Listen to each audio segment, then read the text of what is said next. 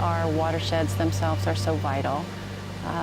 They're vital to our communities, they're vital to our state, to our economy, and really to our lives. And I think the watershed organizations really are the direct line of communication for our local communities. We work very hard to let people know the importance of protecting the watershed and how everything is related. It's vitally important to engage the community. The communities are who live around that body of water, so they know what's going into that body of water once you educate them and try to get them to pay attention. Because most people don't really think about what goes in the stream. It goes down the stream and it leaves, but there's things coming in from upstream. And once you start to look at streams and you understand that that's what's right in your backyard, in some cases it's also what we drink, the community has to become the advocate for their stream. Oh, that's most important. Getting a buy-in is most important because those are the folks that we need to engage and do the work on, those that are closest to the stream. That helps to do the buffer, especially like the riparian buffers. And then, like say, outreach to the folks along the tributaries, because it all flows downstream, and so it's not just the main branch, it's not just the main location, it's the entire watershed and its tributaries. So watershed groups in West Virginia, to me, represent an opportunity for different groups, different user groups to connect. So you have folks that are concerned about their drinking water, you have folks that are concerned about flooding, you have folks that are concerned about the environment. It's a good opportunity for all those folks to come in under one umbrella, leverage funds to help in all their causes. It also provides educational opportunities for the community, allows you to look at different opportunities for local projects to better the community, reaching out, getting funds from outside the community to help your own community. Each community has to take responsibility for their stream. Otherwise, your stream's not going to get cleaned up, because the people who are advocating for their stream are going to be the ones who get the funding and work to get the monitoring and the mitigation going on.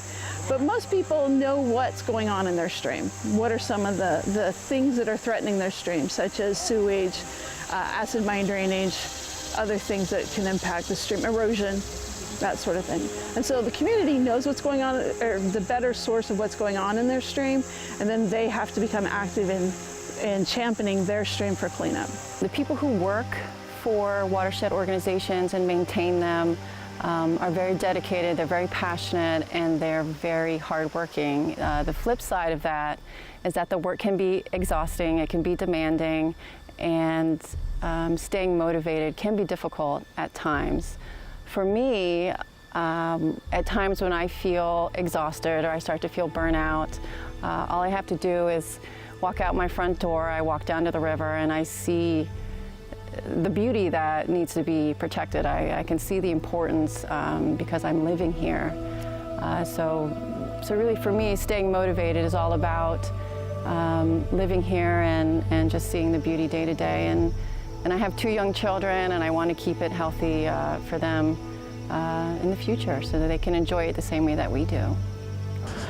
Our biggest challenge is keeping people motivated. We get people dropping into the group every once in a while, and they drop out. We've got a core group of people that are very motivated, come to all the meetings, and are really productive members of the Watershed Association. Our biggest challenge is getting people back to the meetings. They see we're having success, and they feel that maybe their presence or they aren't needed to help us out, and really that's not the case. We would love to have more and more people come to these meetings. We really think we could expand our umbrella to a number of more important issues than we're already doing.